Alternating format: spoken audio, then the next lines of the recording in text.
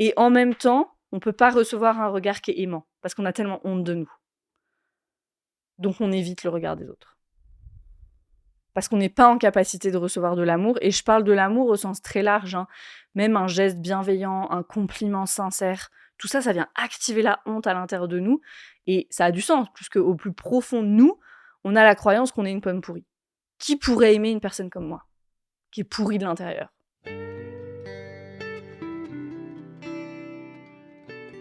Bienvenue dans Pas de soucis, le podcast pour se libérer de l'anxiété avec Camille Thomas. Je suis Camille et avant d'être coach de santé, j'ai été une grande anxieuse. Je me suis libérée de l'anxiété le jour où j'ai compris que ce n'était pas dans ma tête. Pas de soucis, c'est le podcast pour celles et ceux qui sont fatigués par tout ce qu'ils ont essayé et qui savent qu'ils ont le pouvoir de guérir de l'anxiété naturellement. Alors si tu veux vivre sans anxiété et que tu as l'intuition qu'on ne t'a pas tout dit, ce podcast est pour toi. Je te retrouve tous les lundis pour explorer les pistes qui te permettront d'accéder au calme à l'intérieur de toi. Bienvenue dans cet épisode, je suis ravie de te retrouver et on continue notre série sur les conséquences du trauma avec la conséquence avec un grand C. Si on avait qu'une peut-être, ce serait elle, la honte toxique. Et donc ce sera un épisode en 2 parties parce qu'on va y aller doucement sur ce sujet. Et ici on est dans la première partie sur la honte toxique. Pourquoi j'en parle beaucoup de la honte toxique ? On se souvient qu'il y a 3 grands types de traumas, le trauma de choc, le trauma développemental et le stress chronique. Et la honte, c'est une conséquence qui est commune au moins à 2 sur les 3, le trauma de choc et le trauma développemental. Et j'avancerai même aux 3 types de traumas, aussi au stress chronique. Je m'explique. La honte comme conséquence du trauma développemental, elle est assez évidente et c'est ce dont on va parler le plus en fait. Il s'agit de toutes les identifications fausses et basées sur la honte qu'un enfant développe en réponse à un environnement qui n'est pas adapté, qui est chaotique, voire qui est dangereux, et à des figures d'attachement défaillantes, voire abusives. La honte, c'est aussi une conséquence du trauma de choc, un événement qui est trop pour nous et qui nous envoie dans le figement. C'est une réponse de survie, ça, le figement, qui peut générer beaucoup de honte. On se dit: «Ah, pourquoi j'ai pas réagi? Pourquoi j'ai pas bougé?» et cetera. Ou si, il y a eu un choc et qu'on n'a pas eu de soutien, qu'on nous a blâmés, par exemple. Ça, c'est ce qui m'est arrivé, j'ai eu un accident de voiture, le seul que j'ai eu, qui a eu lieu il y a 4-5 ans et j'ai mis énormément de temps, vraiment j'ai mis des années à pouvoir l'amener en séance de somatic experiencing juste parce que j'avais tellement honte d'en parler, de cet accident. Alors qu'on peut se dire: «Bah, c'est un accident». Mais quand j'ai eu l'accident, c'était la voiture de ma mère et donc je l'ai appelée pour savoir, pour les papiers de l'assurance et tout ça et elle a eu tellement peur au téléphone que ses premiers mots, ça a été des réprimandes. Elle m'a crié dessus au téléphone, moi j'étais complètement sous le choc et quand on a refait le déroulé de l'événement avec ma thérapeute en somatic experiencing et qu'on est arrivé là, à ce moment-là, elle m'a dit tout de suite: «Ah bah voilà». Parce que je lui ai dit: «J'arrivais pas à amener cet accident, là maintenant je me sens prête». Et elle m'a tout de suite dit: «Voilà, c'est ça» et elle m'a expliqué que souvent, il y a de la honte quand il y a quelqu'un qui a pas réagi de la bonne façon durant l'événement. Et je vais jusqu'à dire, 3e point, que la honte, ça peut aussi être une conséquence du stress chronique quand on se retrouve broyé par des deadlines, par une masse de travail, par une masse de tout, en fait, de façon générale. Tout particulièrement les femmes à qui on demande d'être absolument partout et qui peuvent avoir honte, vraiment ressentir de la honte de pas réussir à satisfaire, voilà, des exigences modernes qui sont complètement hors de proportion. Dans le podcast, j'avais déjà fait 2 épisodes sur la honte, les épisodes 39 et 66. Ces 2 épisodes, ils commençaient tous les 2 par la différence entre honte toxique et honte saine. Et c'est important de différencier les 2. Pourquoi ? Parce que toutes les émotions, elles ont une fonction et la honte, eh ben, elle a une fonction aussi. La honte, elle nous permet quoi ? Elle nous permet de ressentir profondément, c'est-à-dire dans le corps, ce qui est correct et ce qui ne l'est pas. Et donc, si on sait ce qui est correct et ce qui ne l'est pas, elle nous permet de vivre en harmonie au sein de notre tribu, si on fait un petit saut de quelques millénaires dans le temps. Je sais que ce comportement est pas OK parce que je ressens de la honte. Donc, je peux l'intégrer et ne plus recommencer. Ça, c'est la honte saine et il y a une neutralité là-dedans. Le message de l'émotion, c'est pas comme ça qu'on se comporte. Je le ressens et j'ajuste mon comportement. Le message de la honte saine, c'est pas tu t'es comporté comme ça, donc t'es une mauvaise personne. Il n'y a pas de t'es une mauvaise personne. Ça, c'est ce qui se passe avec la honte toxique. Et c'est toute la différence.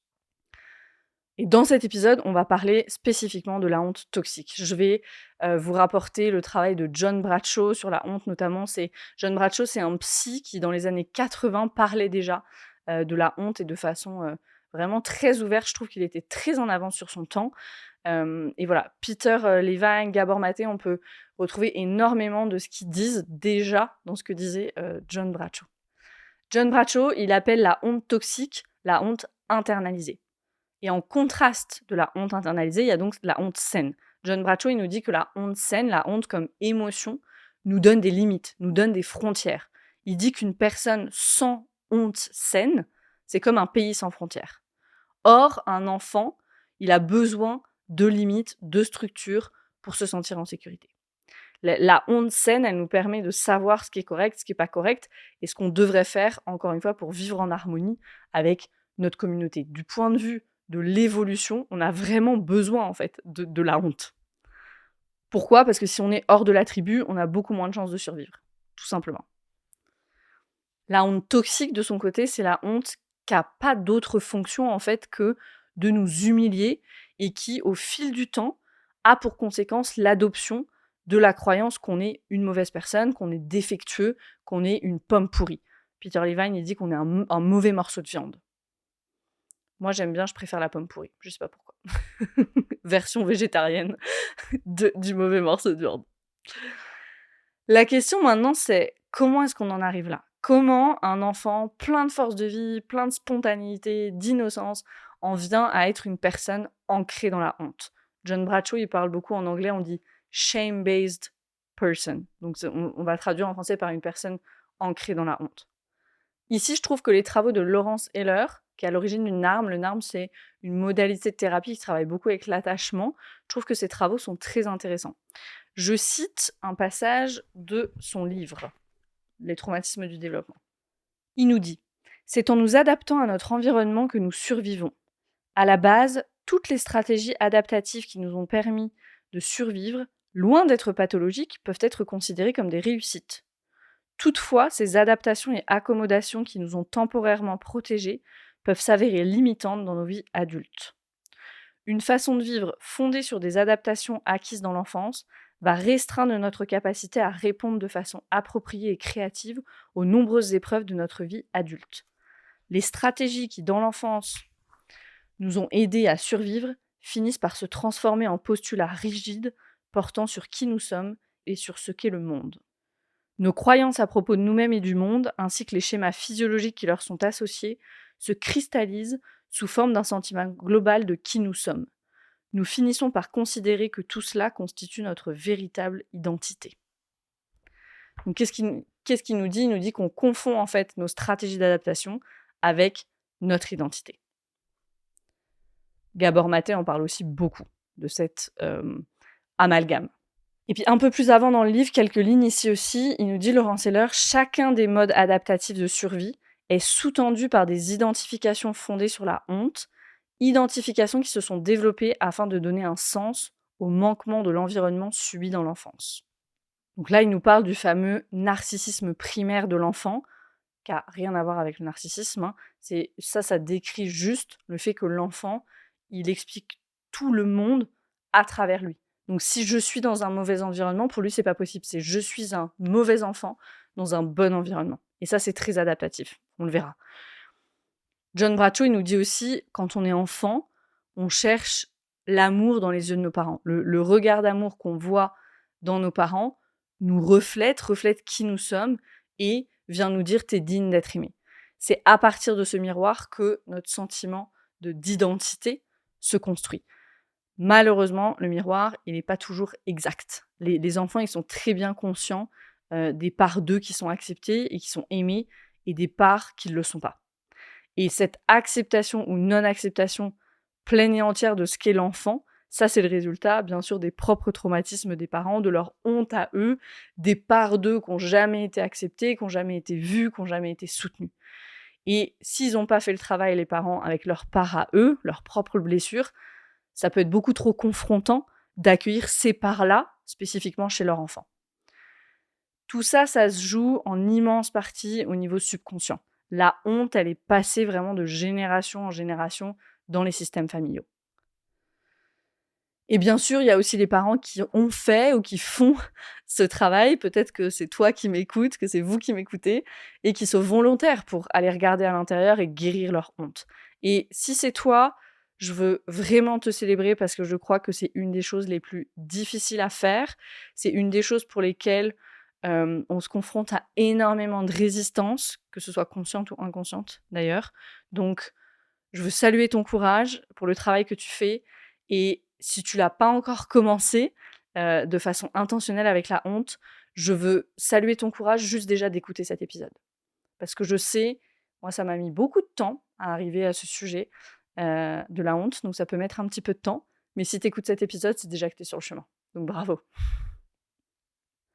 John Bradshaw, il nous parle de cette transmission de génération en génération de la honte. Il nous dit la honte toxique est multigénérationnelle. Elle se transmet d'une génération à l'autre. Les personnes qui éprouvent de la honte rencontrent d'autres personnes qui éprouvent de la honte et se marient. Et comme chaque membre du couple porte de la honte dans son propre système familial, leur mariage sera ancré dans un noyau de honte. Il en résultera principalement un manque d'intimité, parce que c'est difficile de laisser quelqu'un s'approcher de soi si on se sent fondamentalement déficient, imparfait en tant qu'être humain. Et il nous dit les couples fondés sur la honte entretiennent le manque d'intimité par une mauvaise communication, des disputes improductives, des jeux, la manipulation, la recherche du contrôle, le repli sur soi, le blâme et la confluence. La confluence, c'est l'accord de ne jamais être en désaccord. La confluence, ça crée cette pseudo-intimité. On est d'accord qu'on est toujours d'accord. Donc on voit effectivement cette reproduction dans les schémas familiaux. Si ça t'intéresse particulièrement, les schémas familiaux, va écouter l'épisode 30 sur les relations. J'en parle en détail dans cet épisode. Je reviens au miroir dont nous parle John Bradshaw. À l'âge adulte, on se verra comme nos parents nous ont vus et nous ont regardés. Si on n'a pas été vu, s'il y avait un manque d'intimité émotionnelle, un manque de vraie présence, à l'âge adulte, le contact visuel devient terrifiant. On scrute les visages à la recherche des moindres micro-gestes de rejet parce qu'on s'attend à ce que les autres nous renvoient la même image. Je sais que beaucoup d'entre vous vont se reconnaître quand je parle de scanner les micro-gestes et les expressions des personnes. On a tellement peur de la désapprobation, du rejet ou même de l'indifférence dans le regard de l'autre. Et en même temps, on ne peut pas recevoir un regard qui est aimant parce qu'on a tellement honte de nous. Donc on évite le regard des autres. Parce qu'on n'est pas en capacité de recevoir de l'amour. Et je parle de l'amour au sens très large. Même un geste bienveillant, un compliment sincère, tout ça, ça vient activer la honte à l'intérieur de nous. Et ça a du sens, puisque au plus profond de nous, on a la croyance qu'on est une pomme pourrie. Qui pourrait aimer une personne comme moi, qui est pourrie de l'intérieur? Ça peut sembler fort ou rude ce que je dis, mais c'est ça qui se passe au niveau subconscient en tout cas. Et l'image du miroir et le contact visuel, c'est une métaphore, mais c'est aussi, au sens littéral, le contact visuel, un véritable indice pour savoir si on porte de la honte à l'intérieur de nous. Moi, avant de commencer ce travail, j'ai dit que j'avais mis du temps à venir à la honte. Je ne pouvais pas regarder quelqu'un dans les yeux. Parfois encore, c'est difficile de soutenir un regard un petit peu plus longtemps. Parce que je ne suis pas libérée de toutes les couches de honte. Il y a plein de parts de moi encore qui portent de la honte. C'est un long travail. J'avais jamais fait le rapprochement avant de commencer à travailler avec la honte. Entre cette incapacité à regarder quelqu'un et à être regardée aussi. J'avais toujours l'impression qu'on me transperçait, qu'on voyait à l'intérieur de moi. Je ne pouvais pas être vue au sens littéral. C'était insoutenable. Et je ne pouvais pas du coup être avec quelqu'un, vous savez, ces personnes qui ont une vraie présence, qui vous demandent vraiment comment ça va, qui vous regardent vraiment. C'est magnifique ces personnes-là. Mais moi, encore une fois, j'avais l'impression que c'était un coup d'épée, quoi, qu'on me transperçait du regard, que la personne, elle voyait mes plus noirs secrets. C'était terrible. Mais j'avais jamais porté à la conscience la peur d'être rejetée, abandonnée, de ne pas être aimée. Tout ça, c'était très enfoui. Protégée par plein de parts protectrices. Et chez moi, les parts protectrices spécifiquement, c'était des parts qui, se manifestaient en performant, en étant la meilleure, en osant faire ce que la plupart des gens n'osaient pas faire, en prenant les devants.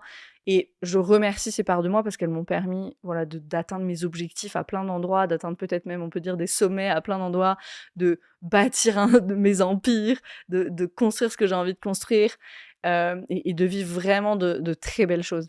Mais derrière, tout était enraciné dans la honte. Et c'est un véritable processus, encore en cours aujourd'hui pour moi. Je crois bien avancer maintenant, mais de venir détricoter tout ça. Et ça implique une honnêteté radicale envers moi-même, de me demander très régulièrement pourquoi, avec quelle intention je fais les choses. Est-ce qu'il y a de la honte derrière ou pas? Et si la réponse elle est oui, eh ben de venir voir ce qu'il y a à cet endroit-là. Maintenant, je vais mettre en lien la honte avec l'attachement, parce que John Bradshaw fait ce lien et c'est très intéressant, je trouve. Pour simplifier notre discours, on va dire qu'il y a 2 stades de développement. Je vais pas dans la nuance des stades de développement de l'enfant ici, parce qu'il y a tellement de modèles différents que ça nous prendrait tout l'épisode. Et juste pour faire un état de lieu, et puis on resterait en surface. Donc je vais pas aller là-dedans. Disons qu'il y a 2 stades de développement. D'abord, il y a l'attachement, la confiance. Okay, donc attachement. Et ensuite, il y a l'autonomie. Très simple. Donc première phase, l'attachement, la confiance. Premièrement, l'enfant, il développe un sentiment de confiance. Le monde est un bel endroit, mes besoins sont satisfaits. Ça, c'est s'il y a un attachement sécure. S'il n'y a pas un attachement sécure, okay, parce qu'il n'y a pas de prévisibilité, l'enfant ne peut pas développer ce sentiment de confiance. Au contraire, il se pose la question, est-ce qu'on va répondre à mes besoins ou pas? Est-ce que je vais être abandonné ou pas? Etc. Je ne vais pas en détail ici sur l'attachement. Je te renvoie à la série sur le sujet qui commence à l'épisode 44, dans lequel je vais vraiment en profondeur dans les types d'attachement. Donc si c'est un sujet que tu n'as pas encore exploré, je te le conseille vivement. Et je ne vais pas l'ouvrir plus que ça ici. La honte, elle peut déjà se développer à ce stade. Donc vous voyez, très très tôt dans la vie. Parce que quand on y pense, John Bradshaw nous dit « on donne du temps à ce qu'on aime ». Si mon parent ne me donne pas de temps, comment est-ce que je vais me sentir aimée? Bien sûr, il y a le contexte à prendre en compte, le fait qu'on doive retourner travailler, qu'il n'y ait peut-être pas de sécurité dans le foyer, etc. Mais le petit enfant, lui, il n'a pas de contexte. Pour lui, tu ne me donnes pas de temps ni d'attention, tu m'aimes pas. Si tu ne m'aimes pas, c'est que je ne suis pas aimable, dans le sens digne d'être aimé. C'est simple, et c'est simple parce que c'est jeune. Et un enfant, un nourrisson même, dont les besoins sont pas remplis, ou sont pas remplis de façon constante et prévisible, et ce, malgré le fait qu'il s'exprime, malgré ses protestations, à un moment donné, va se couper de ses besoins. Et ça donne des personnes très peu, voire pas du tout, en lien avec leurs propres besoins, qui s'occupent des autres pour trouver le lien qu'elles n'ont pas eu. Laurence Heller, il les décrit, ces personnes-là, dans son ce qu'il appelle le 2e mode de survie, que lui, il appelle syntonie.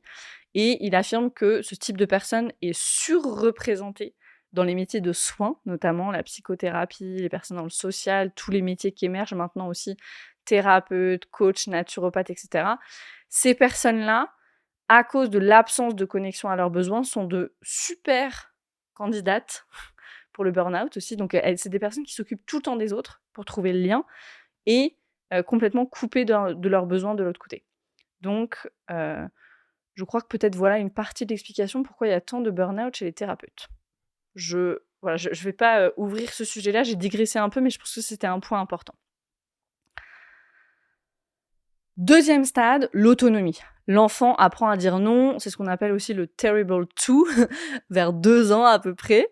Et John Bradshaw, il nous dit, c'est très dangereux dans ce stade-là d'être empêché, voire d'être humilié. Expliquons pourquoi, et on va se pencher pour expliquer pourquoi ça, sur le lien entre honte et addiction.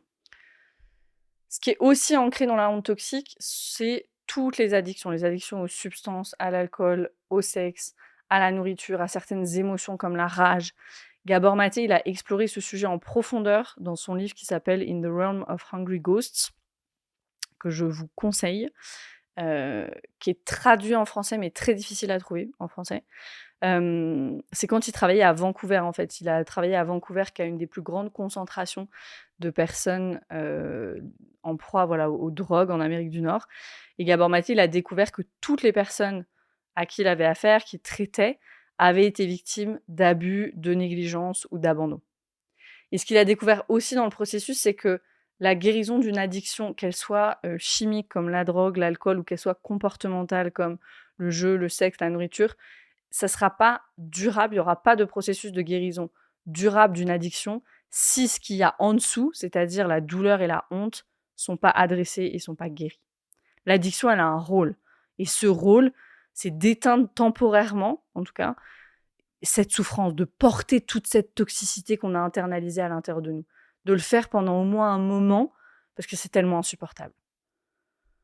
Et je reviens ici à la différenciation cruciale qu'on a fait au début entre honte saine et honte toxique. Dans l'addiction, il n'y a que de la honte toxique. Il n'y a pas de honte saine. Or, la honte saine, elle nous permet de connaître nos limites. Dans l'addiction, il n'y a pas de limite, on ne peut pas s'arrêter. Sinon, on le ferait. La substance, la nourriture, le sexe, c'est pas le problème. C'est la solution. Alors, c'est quoi le lien avec le deuxième stade de développement de l'enfant ? Quand on est dans une addiction, on ne peut pas dire non.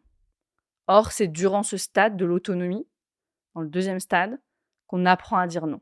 Que l'enfant, il teste ses limites, qu'il cherche les frontières. Dans ce processus-là d'autonomisation, de séparation, l'enfant, il a besoin que ses parents ils soient là. Il a besoin de discipline, bien sûr, de honte saine, de savoir où sont ses limites. Et en même temps, les enfants, ils doivent avoir le privilège de dire non. Donc, c'est les deux.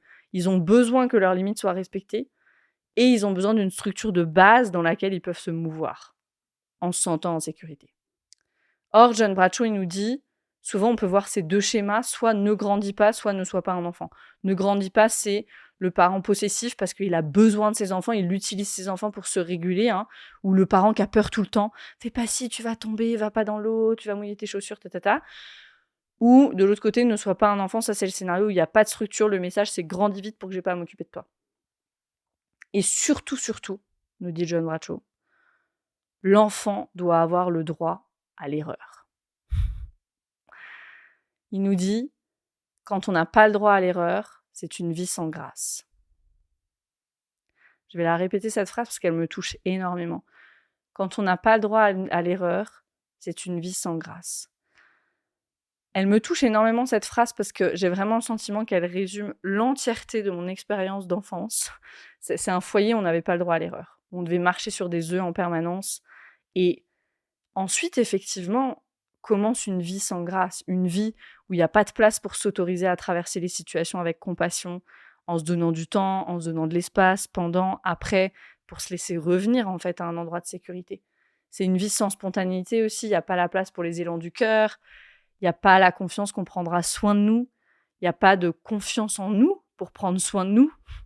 Une vie sans grâce, c'est exactement ça. John Bradshaw, il dit que les parents doivent cesser d'agir de façon éhontée. La racine du mot est super intéressante, il y a la honte, agir de façon éhontée. Et ils doivent commencer à reconnaître qu'eux aussi font des erreurs. Mais ils peuvent pas le faire parce qu'ils ne sont pas en contact avec leur honte saine. La honte saine, elle dit « je sais que j'ai besoin d'aide, je sais que je suis limitée, je sais que je ne peux pas répondre à tous mes besoins. » En tant qu'être humain, on a énormément de besoins qui sont remplis en lien avec les autres. Et dire le contraire, ce serait juste faux. Il y a de l'humilité dans la honte saine. C'est une source d'apprentissage, c'est une source de créativité, c'est admettre que je ne sais pas tout. Si je sais tout, je ne peux pas apprendre, je ne peux pas être créatif.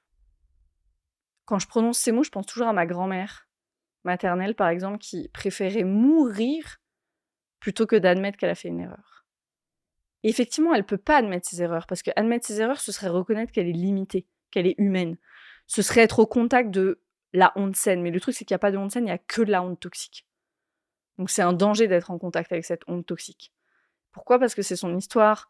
Elle a une histoire de nombreux grands-parents qui ont été placés à la campagne juste après la guerre, quand elle était petite, quelque chose de tout à fait normal à l'époque, mais qui a certainement été vécu comme un abandon.